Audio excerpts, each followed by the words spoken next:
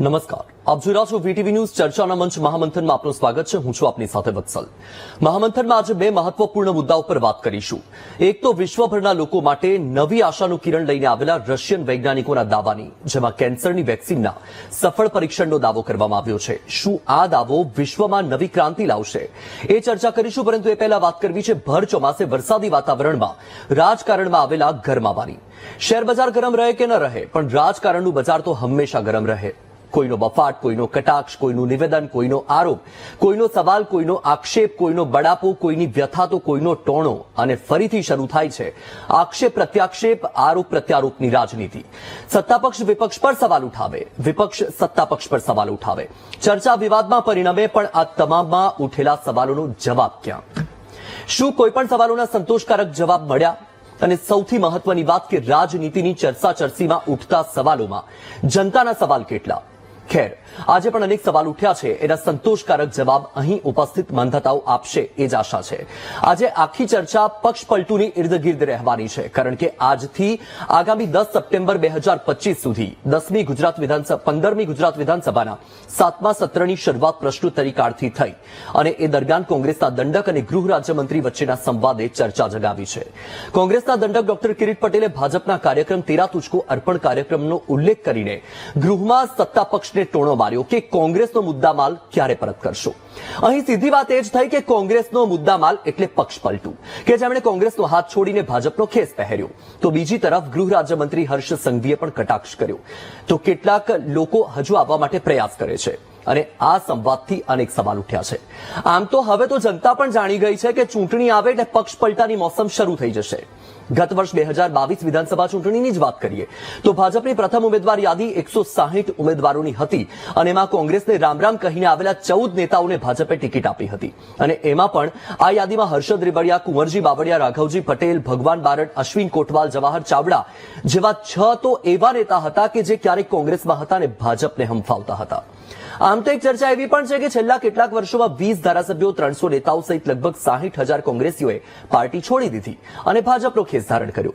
જ્યારે પણ કોંગ્રેસમાંથી કોઈ પણ ભાજપમાં જાય છે, ત્યારે કોંગ્રેસ ભાજપ પર દબાણ, લોભામણી, લાલચો સહિતના આક્ષેપો કરે છે, તો ભાજપ કોંગ્રેસમાં મજબૂત નેતાનો અભાવ, કોંગ્રેસમાં કાર્યકર્તાઓનો આંતરિક વિખવાદ, અસંતોષ અને અન્યાયનો પ્રત્યુત્તર આપે છે. તો હવે કદાચ આ બધી વાતો લોકોને પણ કંઠસ્થ થઈ ગઈ હશે, પણ આ રીતે ધારાસભ્યએ ગૃહમાં પૂછેલા સવાલથી કોંગ્રેસ પક્ષ પર જ સવાલ ઉઠ્યા છે. શું કોંગ્રેસ પાસે હવે મજબૂત ચહેરા નથી? ગૃહમાં ટોણો મારવાની આવશ્યકતા કેમ પડી? શું કોંગ્રેસ પક્ષ પલટુ કાર્યકર્તા નેતાને ફરી કોંગ્રેસમાં સમાવવા માંગે છે? ગૃહમંત્રીએ કરેલા કટાક્ષનો અર્થ શું? શું હજુ કોઈ સિનિયર નેતા કોંગ્રેસને અલવિદા કહેશે? કોંગ્રેસમાંથી ભાજપમાં જવા માટેની નેતાઓની શું મજબૂરી છે? આ તમામ સવાલોની ઇર્દગિર્દ કરીશું આજનું મહામંથન.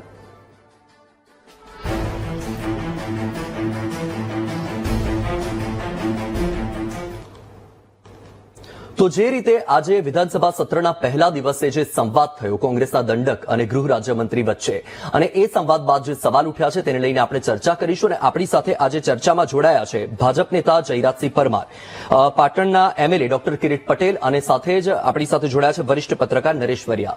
આપ તમામનું સ્વાગત છે. ચર્ચાને આગળ વધારીએ. શરૂઆત કરીશું આપણે કિરીટભાઈથી જ. કિરીટભાઈ, જે રીતે આજે ગૃહમાં ચર્ચા થઈ અને ચર્ચા પછી હવે અનેક સવાલ કોંગ્રેસ પર જ ઉઠી રહ્યા છે, પરંતુ સૌથી પહેલા તો ગૃહમાં આ પ્રકારનો ટોણો કેમ મારવો પડે?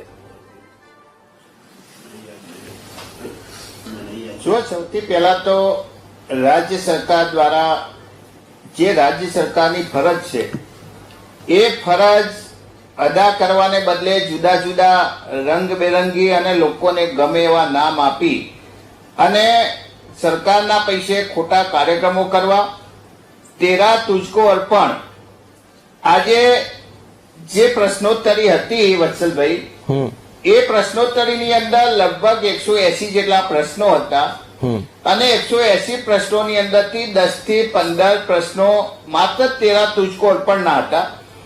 સરકાર વાહવાહી કરવા માંગતી હતી કે તેરા તુજકો અર્પણ જે મુદ્દામાલ એની ચોરી થઈ હોય, બળજબરીથી કોઈએ પડાવી લીધો હોય, તો એ રાજ્ય સરકારની ફરજ બને છે કે ચોરી થયેલી વસ્તુ એના માલિકને પરત આપી, કોઈ દાદાગીરી કરીને કોઈ વસ્તુ પડાવી લીધી હોય તો એને પરત આપી.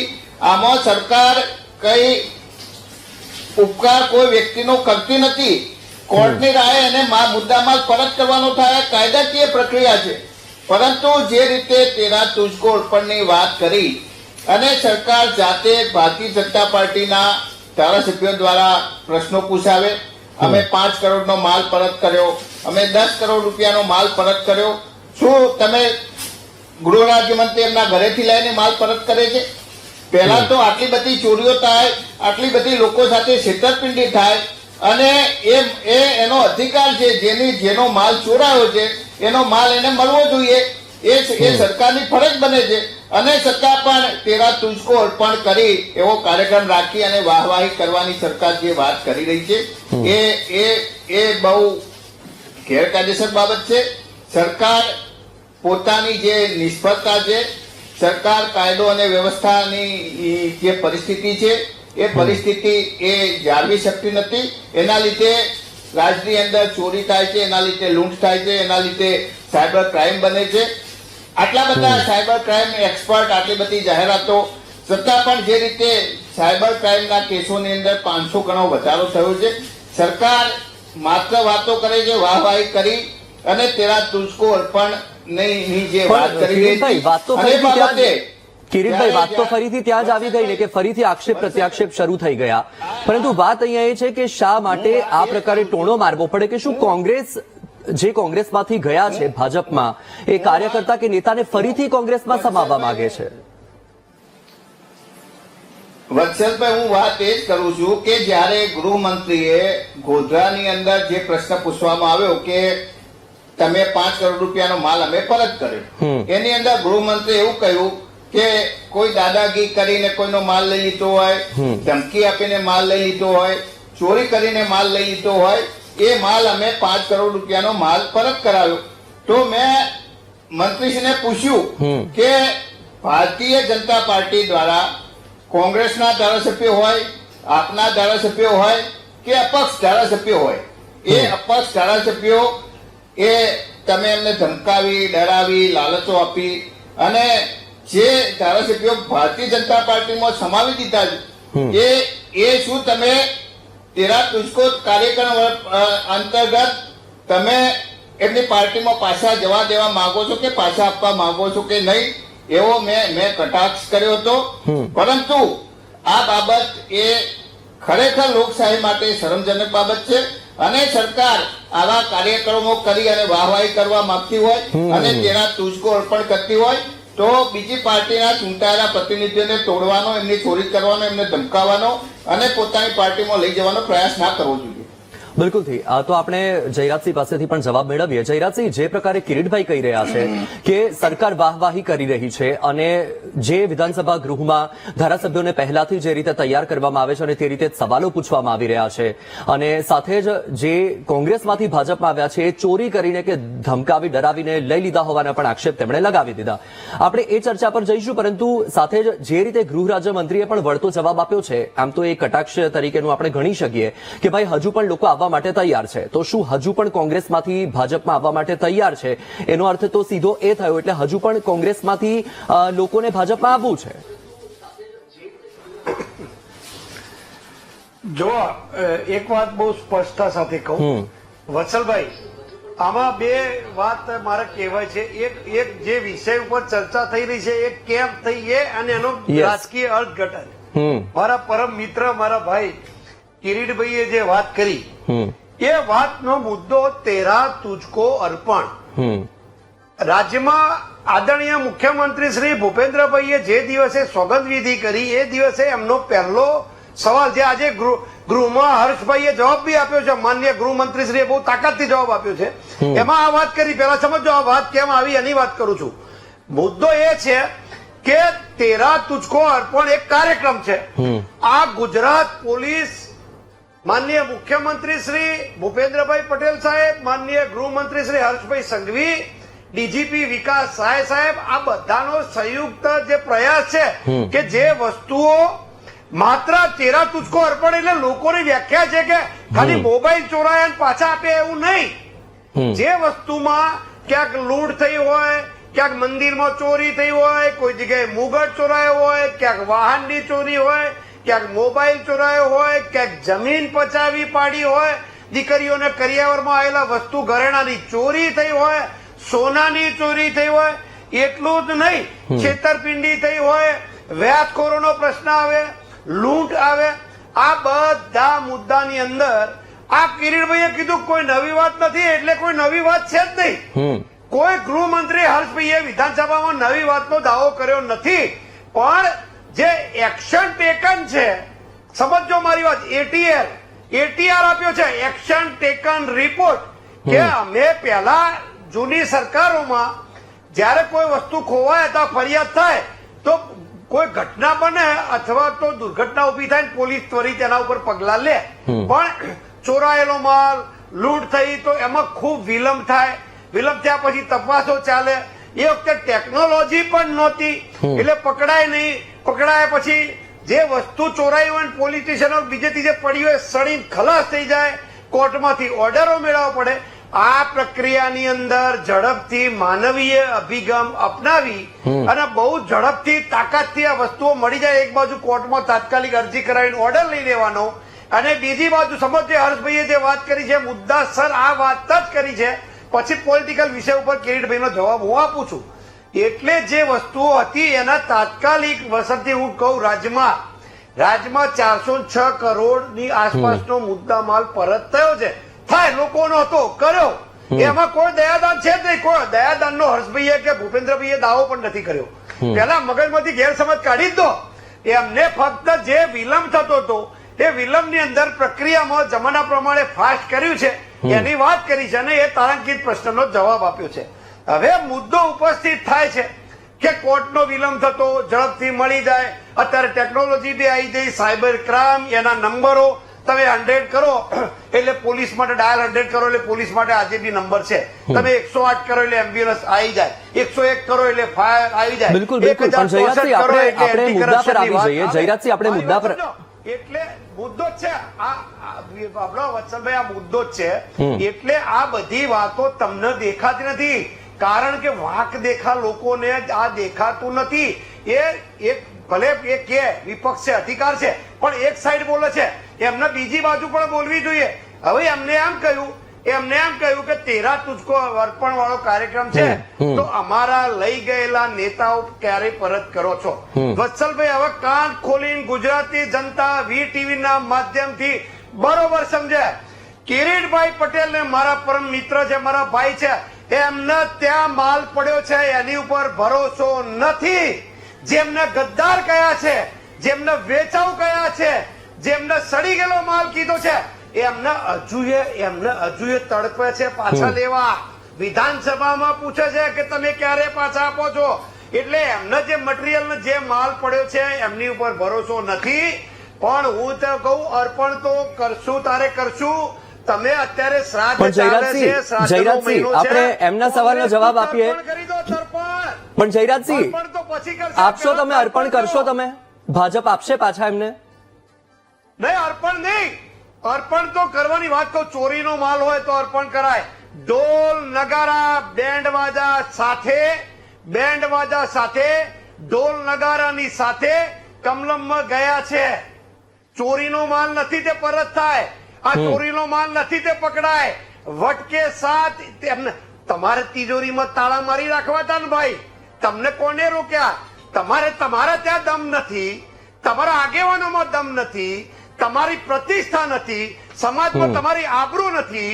ગુજરાતી જનતા તમને ધોકા મારી પાછા મોકલે છે. ચુનાવી જનતાની અદાલતમાં, ઇલેક્ટોરલ સિસ્ટમમાં, જનતાની અદાલતમાં પ્રજા તમને ધોકા મારીને પાછા મોકલે છે. તો તમે તો એના એ નેતાઓ લમણામાં ઠોકો છો. કિરીટભાઈ બનાવતા ને વિપક્ષના નેતા કેમ ના બનાયા? કિરીટભાઈ, તમને શું લાગે છે? કિરીટભાઈ, જો ભાજપ ફરીથી કોંગ્રેસને આપવા માંગે છે, પણ શું તમારે ત્યાંથી ગયેલા કાર્યકર્તા ફરીથી કોંગ્રેસમાં આવવા માટે તૈયાર છે? શું કામ? પણ અરે બંધ દુકાનમાં શું કામ જાય? કિરીટભાઈ, તમારું શું કહેવું છે? તમને શું લાગે છે? તમે સવાલ ઉઠાવ્યો, જો ભાજપ આપશે તો તમારે ત્યાંથી ગયેલા કાર્યકર્તા કે નેતા ફરીથી કોંગ્રેસમાં આવશે? અર્પણ નહીં, શ્રાદ્ધનો મહિનો છે, તર્પણ કરો. તર્પણ કોંગ્રેસનું નર્મદાના ઘાટે જઈને તર્પણ કરો. ચાળોદ કરનાળી પહોંચી જાઓ અને તર્પણ કરી દો. અર્પણ તો ભૂલી જાઓ. કિરીટભાઈ, તમારે અને 182 માંથી તમને 12 ધારાસભ્યો આપ્યા છે. પ્રજા તમારી ચીકણી રહેતી નથી.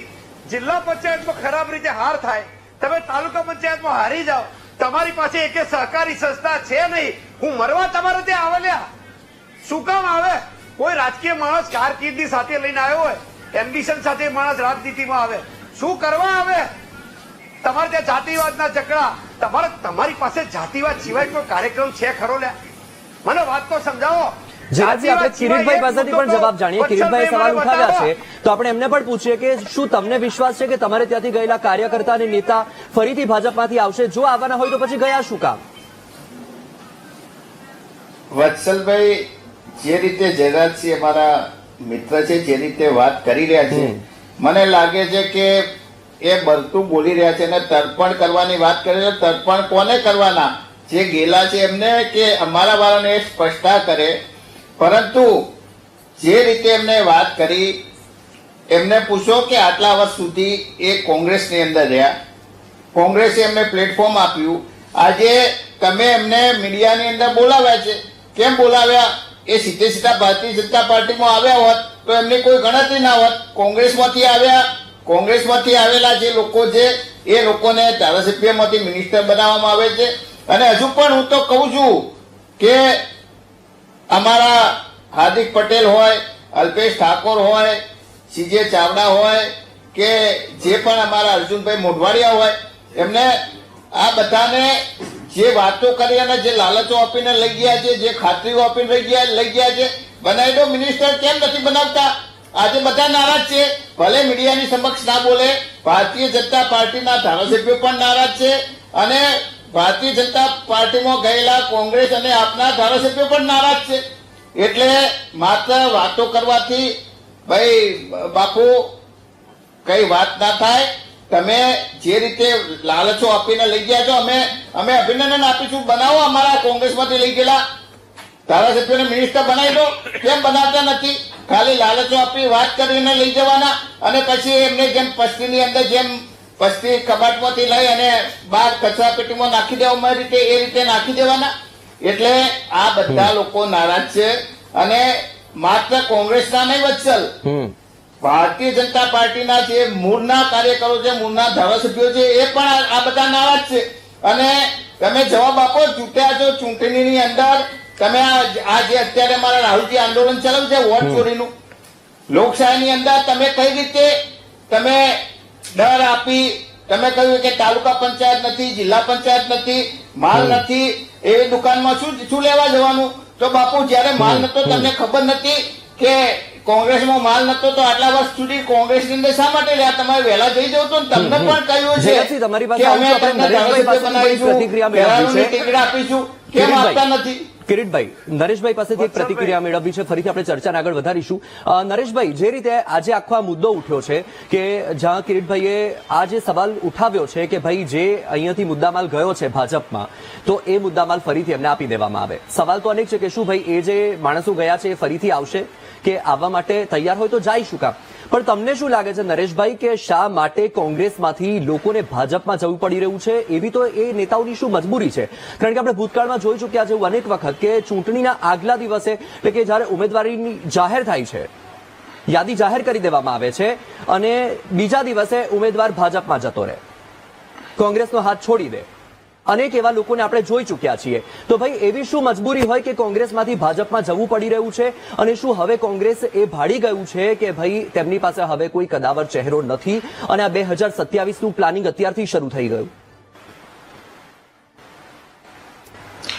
વત્સલ, પહેલી વાત તો આખી આજે વિધાનસભામાં ચર્ચા છેડાઈ અને એને કારણે એક રાજકીય મુદ્દો બન્યો હતો. એક કાયદાકીય મુદ્દાની બંને મિત્રોએ જયરાજસિંહે અને કિરીટભાઈએ વાત કરી કે પહેલા માલ ચોરાય છે એટલે ચોરીની ઘટનાઓ બને છે ને જે લોકોને મુદ્દા માલ હોય એ જાહેરમાં આપે છે. એક આ સરકારની એક ખાસિયત રહી છે, એક વિશેષતા રહી છે કે કોઈ પણ બાબત હોય એને એક પ્રજાની સામે વિઝિબિલિટી કરીને એને રજૂ કરવું બાકી એવી કોઈ જરૂર નથી કે તમારે તેરા તુજકો અર્પણ કાર્યક્રમ જાહેરમાં કરવા પડે ને લોકોને મુદ્દામાલ આપવા પડે, કારણ કે આખી એક કાયદા વ્યવસ્થાની એક પ્રક્રિયાના ભાગરૂપે જ લોકોને એનો મુદ્દામાલ ને માલસામાન મળતો હોય છે. બીજું, જે ઘટના ધારો કે 15 દિવસ પહેલા બની ગઈ અને એનો મુદ્દા એક ગુનો ડિટેક્ટ થઈ ગયો અને એને મુદ્દામાલ મળી ગયો અને કોઈ તેરા તુજકો કાર્યક્રમ 15 દિવસ 20 દિવસ પછી યોજાય છે તો સ્વાભાવિક છે કે એને મુદ્દામાલ એટલો ત્વરિતથી નહીં પણ મળતો હોય. પણ એને છોડીએ, મૂળ મુદ્દો આજે જે થયો છે રાજકીય મુદ્દો બન્યો છે. કિરીટભાઈએ કહ્યું કે અમારા જે ધારાસભ્યોને તમે લઈ ગયા, નેતાઓને લઈ ગયા, એને તમે તેરા તુજકો અર્પણ કરશો. રાજકારણની અંદર કોઈ સામેથી અર્પણ તર્પણ કરનારા કોઈ પક્ષો હોતા નથી. કોંગ્રેસમાંથી જે ભારતીય જનતા પાર્ટી તરફ જવાનો જે પ્રવાહ છે એ આપણને ખબર છે કે ગુજરાતની અંદર ઘણા લાંબા સમયથી કોંગ્રેસ સત્તાથી દૂર હતી. અને બીજું કે જે પ્રકારે ગુજરાતની અંદર કે દેશની અંદર ડબલ એન્જિન ટ્રિપલ એન્જિનની સરકારની જે વાત છે અને ભૂતકાળની અંદર જે ગઈ ટર્મ હતી એની અંદર પણ એક અવાજ એવા ઉઠ્યા હતા. કિરીટભાઈ પણ મારી સાથે એક ડિબેટમાં હતા કે અમારા કોઈ કામ સરકાર કરતી નથી અને એ પ્રકારે સરકારની જે એક ઓરમાયું વર્તન છે એવું પણ ધારાસભ્યો અંદરથી પોતે એની લાગણી અનુભવતા હોય. અને જ્યારે તમારા પ્રજાકીય કામ ન થાય તો સ્વાભાવિક છે કે ધારાસભ્યો માટે ફરી પાછું લોકોની વચ્ચે રહેવું અઘરું પણ બનતું હોય છે. મૂળ વાત કિરીશભાઈનો જે ઈશારો હતો, મને એવું લાગે છે કે એમનું કહેવાનું એવું હતું કે સામ દામ દંડ ભેટ કરીને તમે અમારા નેતાઓને લઈ ગયા છે. પરંતુ એ કોંગ્રેસની પણ એક નબળાઈ રહી છે કે એમના જે નેતાઓ છે નેતાઓને સાચવી નથી શકી. અને જ્યારે પણ આપણને ખબર છે કે જ્યારે પણ એની ચૂંટણીની કોઈ વાત હોય કે કોઈ હોદ્દાની વાત હોય ત્યારે કોંગ્રેસની અંદર કેટલા મોટા અંદર ઘમસાણ મચતું હોય છે અને કોઈને તક ન મળે એવી પરિસ્થિતિ સર્જાતી હોય ત્યારે જ કોઈક નેતાએ પક્ષ તોડીને જતા હોય છે. બીજું કે સત્તાથી દૂર રહીને ધારો કે જે પણ નેતાઓ ગયા, અત્યારે જે ભારતીય જનતા પાર્ટીનું આપણને જે સરકારનું સ્વરૂપ છે કે એનું સંગઠનનું સ્વરૂપ છે, માફ કરે જયરાજસિંહભાઈ પણ એ પણ એક સમયે કોંગ્રેસના જ નેતા હતા અને આજે ભારતીય જનતા પાર્ટીનું અહીંયા પ્રતિનિધિત્વ કરે છે. એટલે ઘણા ચહેરાઓ, ઘણા ખમતીતર નેતાઓ ક્યાંક એને પક્ષની અંદર એમને એમ થતું હોય કે મારી કોઈ ઉપેક્ષા થાય છે અથવા મને જોઈએ એટલું હું કામ નથી કરી શકતો. અને સત્તા સાથે હોય તો સ્વાભાવિક છે લોકોના કામ વધુ થાય એવી પણ એક એમનામાં ભાવના હોય તો જેથી કરીને કોંગ્રેસમાંથી સતત પ્રવાહ ભારતીય જનતા પાર્ટી તરફ જયો છે. હવે જયારે આગામી ચૂંટણી આવી રહી છે ત્યારે સ્વાભાવિક છે કે ટૂંક સમયમાં લગભગ 2-2.5 માસની અંદર ગુજરાતની અંદર સ્થાનિક સ્વરાજ્યની ચૂંટણી આવવાની છે અને પછી 2027 તો દૂર છે. પરંતુ એ પહેલાની જ અત્યારથી એક તૈયારી તમે સમજો, હું એવું સમજુ છું કે તૈયારીઓ ક્યાંક ને ક્યાંક છાને ખૂણે પણ શરૂ થઈ ગઈ છે. અને જેને આપણે કહેતા હતા કે ખરીદ વેચાણ સંઘ, એ કેવું ખૂબ આકરા શબ્દો છે, કડક થોડા કવેણ જેવા શબ્દો છે.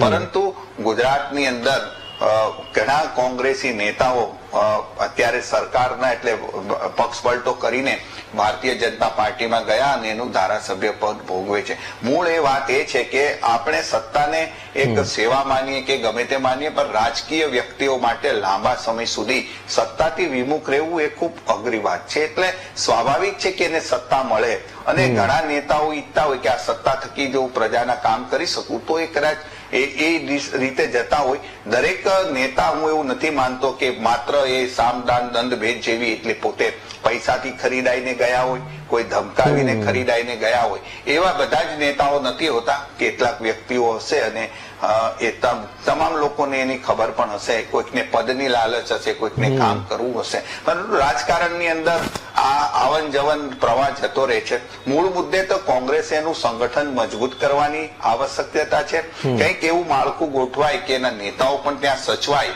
અને નરેશભાઈ, એક વાત તો અહીંયા સ્પષ્ટ છે કે કોંગ્રેસમાંથી જે લોકો ભાજપમાં ગયા છે તો ભાઈ કે કોંગ્રેસની પણ ક્યાંક ને ક્યાંક નબળાઈ રહી છે તો કોંગ્રેસ પક્ષને અલવિદા કહીને ભાજપમાં જોડાયા છે. બીજી વાત એ છે કે જ્યાં ભાજપમાં જે લોકો કોંગ્રેસમાંથી આવ્યા છે, ભાજપ છેલ્લા કેટલાક વર્ષોથી નો રિપીટ થિયરીની વાત કરી રહ્યું છે અને કોંગ્રેસમાંથી લોકો ત્યાં જઈ રહ્યા છે, તેને ટિકિટ પણ આપી રહ્યું છે. એટલે એક વાત એ પણ છે કે શું જયરાજસિંહ, નો રિપીટ થિયરીની વાત અને ફ્રેશ ચહેરાની વાત, તો કોંગ્રેસમાંથી આવેલા ચહેરા પણ ફ્રેશ તો નથી જ. અને તમે આંગળી પણ કરી રહ્યા હતા તો તમારો કંઈક જવાબ તમે કંઈક કહેવા માંગતા હતા.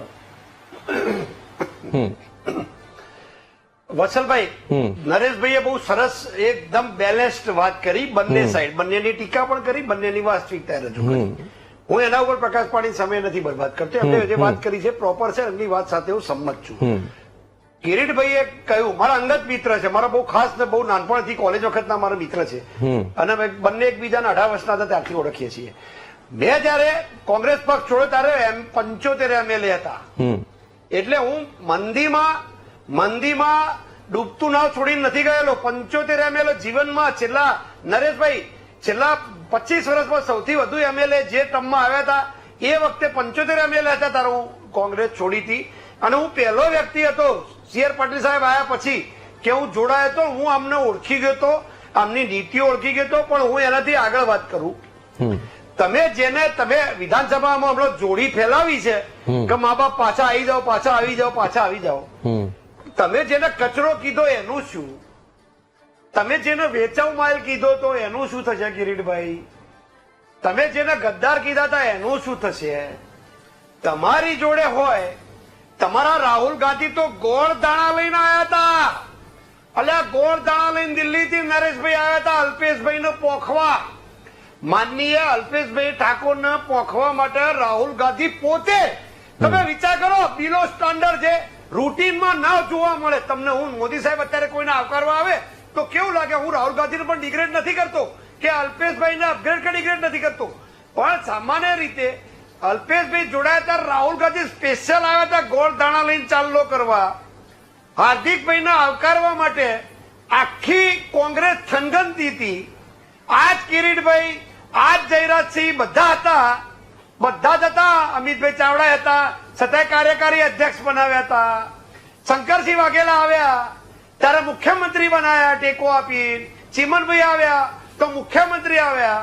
એના પછી પણ બેચરભાઈ વાદાણી, બાલુભાઈ તંતી, ધીરુભાઈ ગજેરા, રમીલાબેન દેસાઈ, એવા અનેક નેતા હોય. હું વ્યક્તિગત કોઈનાથી લેવા દેવા નથી, પણ તમારામાં આવે તારા સોનાના એટલે આ તાલુકા પંચાયતનો એક કાર્યકર જોડાય તો GPCC કાર્યક્રમો કરી અને ઘૂઘરા બાંધી નાચતા હો છો, થનગનતા હો છો.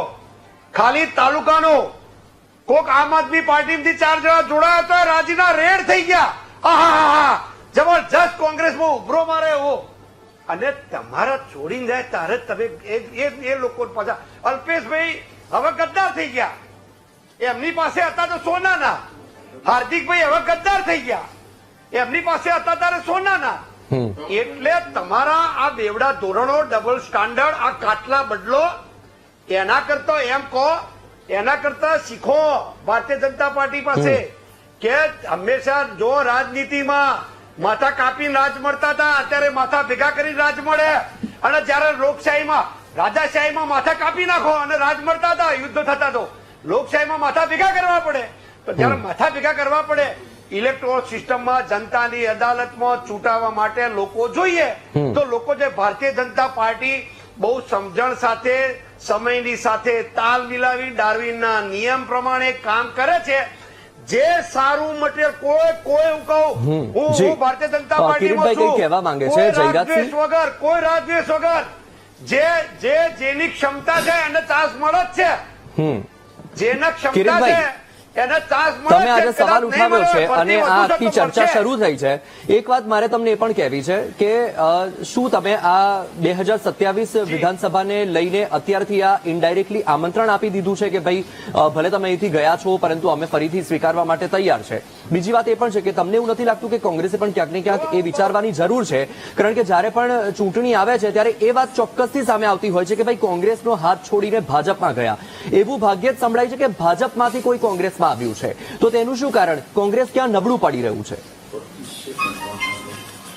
જો વત્સલ, ઘણીવાર કોંગ્રેસ આટલી જૂની પાર્ટી છે એટલે અમારા સંગઠનની પણ કદાચ ભૂલ હોઈ શકે, પરંતુ જે રીતે તમે વાત કરો છો કે બધા કોંગ્રેસ છોડી અને ભારતીય જનતા પાર્ટીમાં શા માટે જાય છે, મેં કહ્યું કે બધા ડરીને નથી જતા, બધા વિચવને નથી જતા. ઘણીવાર પોતાની તકલીફને પાર્ટીની તરફથી કોઈ તકલીફ હોય તો પણ જતા હોય છે. પરંતુ જયરાજસિંહે જે વાત કરી કે તમે ગદ્દાર કેમ કીધા, તમે વેચાવ કેમ કીધા, જયરાજસિંહ તમે અત્યાર સુધીની અમારી ટીવી ડિબેટ કે પ્રેસ મીડિયા તમે જુઓ, અમે અમારા કોઈ પણ કાર્યકરને કદાચ અમારા કોઈ પ્રવક્તાએ એમની રીતે કહ્યું છે, અમારા મોઢે, મારા મોઢે પર્સનલી કોંગ્રેસના કોઈ વ્યક્તિને અમે ગદ્દાર કહ્યા નથી, કોઈને અમે વેચાઉ માલ કહ્યા નથી, અમે કોઈને અપમાનિત રીતે કોઈને હું જનરલ ના ના બાપુ, આ તો તમને હું જયરાજસિંહ તમને વાત કહું છું. મેં સ્વીકાર્યું કે દરેક પાર્ટીની કોઈ ભૂલ પણ હોઈ શકે. ભારતીય જનતા પાર્ટી કોંગ્રેસમાંથી લઈ જાય છે તો ઘણીવાર કોંગ્રેસના નેતાઓને કેવી પરિસ્થિતિ કરી દે છે. તમે લઈ જાઓ તો એમને સન્માન આપો, સાચું સન્માન આપો. કેમ આપતા નથી? કોઈ સ્ટેજ ઉપર એમને નહીં બેસાડવાના, પાછળ બેસાડવાના. વિધાનસભાની અંદર અત્યારે જે ધારાસભ્યો છે એમની પરિસ્થિતિ શું છે, એમને બોલવા માટે સમય નહીં આપવાનો. તમે અને વત્સલભાઈ તમે કહ્યું કે આ લોકો જે લોકો સત્તા માટે જીવતા હોય, સત્તાના ભૂખ્યા હોય, અને એ પરંપરા એ છે કે જે લોકો સત્તા બાજુ જતા હોય છે. અત્યારે ભારતીય જનતા પાર્ટીનું શાસન છે એટલે ભારતીય જનતા પાર્ટીનું પણ હવે ખબર પડશે. તમારામાં તાકાત હોય ભારતીય જનતા પાર્ટીમાં તો અમારા રાહુલજીએ જે વોટ ચોરીનો મુદ્દો ઉપાડ્યો છે તમે આપી દો. તમે અત્યાર સુધી એવું કહેતા હતા, ઈવીએમ ની વાત કરતા હતા, બેલેટ પેપરની ચૂંટણી આપી દો. તમારી પાસે આટલા બધા ધારાસભ્યો હતા તો તમારી સત્તા તમારી હતી આટલા, તો અમારા ધારાસભ્યોને લઈ જવાની શું જરૂર હતી? તમે લોકશાહીની અંદર માનો છો તો લોકશાહીએ તમને લોકશાહીની અંદર માનતા હોય તો લોકશાહીએ જે પાર્ટીની અંદર જીતાડે છે એને રહેવા દો. શા માટે તમે કોઈના પર કેસ કરી દો છો? અને આટલા બધા કેસ કર્યા હોય, તમે જયારે કોંગ્રેસમાં હોય ત્યારે અવરી વાત કરતા હોય અને પછી ભારતીય જનતા પાર્ટીમાં જાય એટલે વાલિયામાંથી વાલ્મીકી થઈ જાય. આ તો ભારતીય જનતા પાર્ટીની સિસ્ટમ છે બાપુ જયરાજસિંહ. અમારી બાજુ હોય એટલે અમારી બાજુ હોય એટલે વાલીઓ લૂંટારો હોય અને ભારતીય જનતા પાર્ટીમાં જાય એટલે વાલ્મીકી થઈ જાય. બિલકુલ આ સિસ્ટમ તો ભારતીય જનતા પાર્ટી લાવી છે, કોંગ્રેસ નથી લાવ્યું. જી જી જયરાજસિંહ, અને હજુ સમયનો અભાવ છે, ટૂંકમાં તમારી પ્રતિક્રિયા. મુદ્દામાં પરત કિરીટભાઈ, લેવા જયરાજસિંહને સાંભળી લઈએ. આપણી પાસે સમયનો અભાવ છે. મંત્રીમંડળ જો પૂરું થઈ જાય. કિરીટભાઈ, જી જયરાજસિંહ, ટૂંકમાં. જો કિરીટભાઈ એટલે જ કહું છું કે ખાલી હવે બહાર વધ્યા છીએ. કિરીટભાઈ મારો ભાઈ, હવે બહાર વધ્યા છીએ તો હજુ લોકોની વચ્ચે જાઓ. તમે યાદ કરો કે તમારે 10,000 માણસોની સભા છેલ્લે ક્યારે થઈ હતી?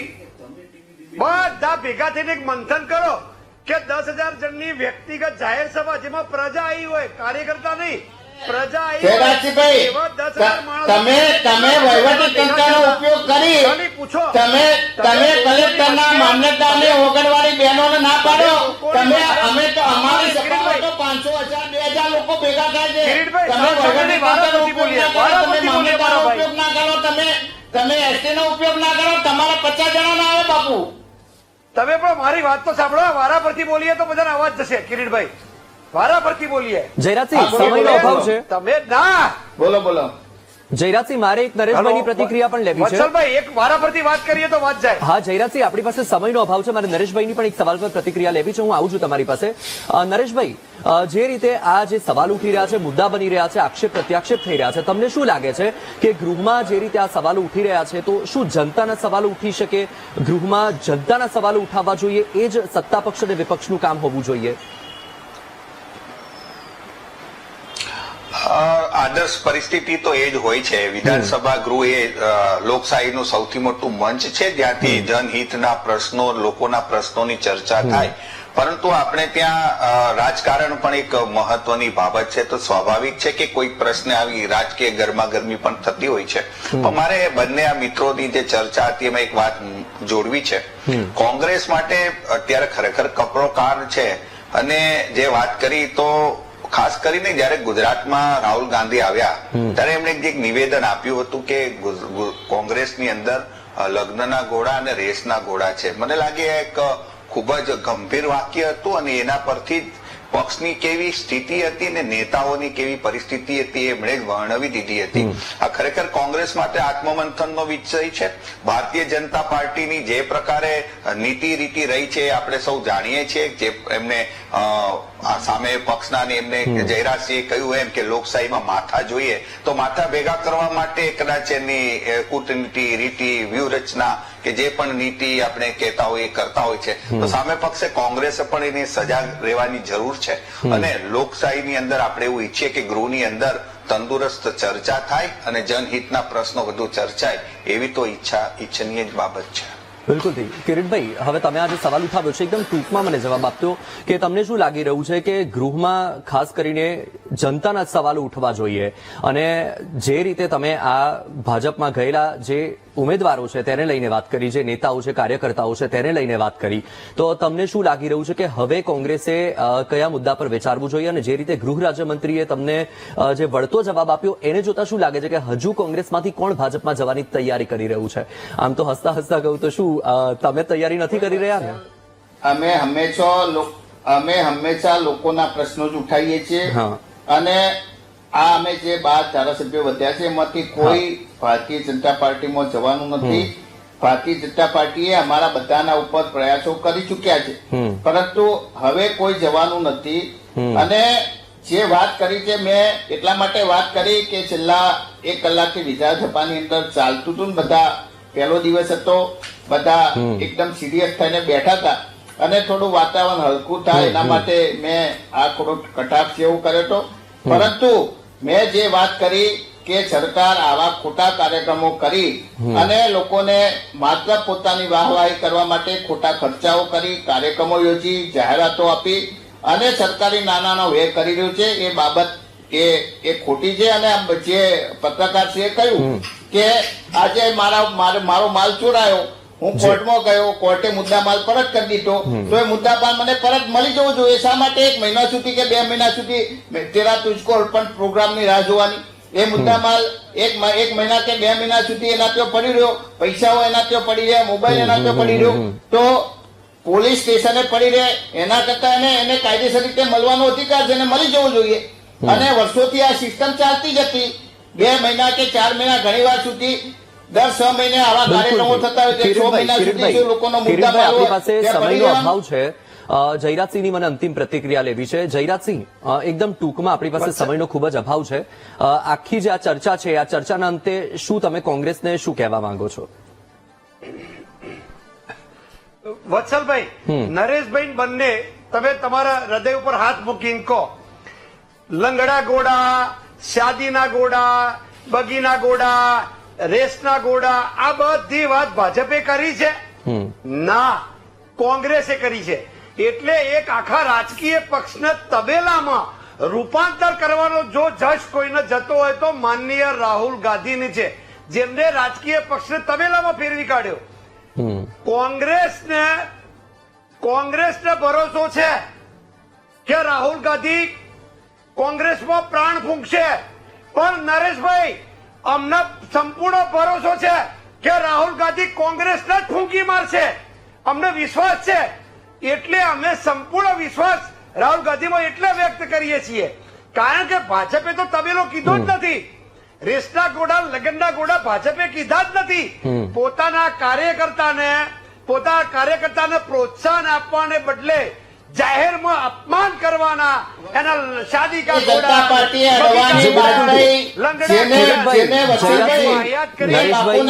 આપણી પાસે સમયનો ખૂબ જ અભાવ છે. આપણે ચર્ચાને અહીંયા જ અટકાવવી પડશે. કિરીટભાઈ, મોદી સાહેબ અને અમિત શાહે શું પરિસ્થિતિ કરી? કિરીટભાઈ, આપણી પાસે સમયનો અભાવ છે અને ચર્ચાને આપણે અહીંયા જ અટકાવવી પડશે. આપ તમામ મહાનુભાવો વીટીવી ન્યૂઝ સાથે જોડાયા, આપનો ખૂબ ખૂબ આભાર. એક તો જે રીતે આ સવાલ ઉઠી રહ્યો છે કે કિરીટભાઈએ જે ગૃહમાં સવાલ ઉઠાવ્યો અને ગૃહ રાજ્યમંત્રીએ વળતો જવાબ આપ્યો, અને ત્યારબાદથી આ મુદ્દો વધારે ચગ્યો.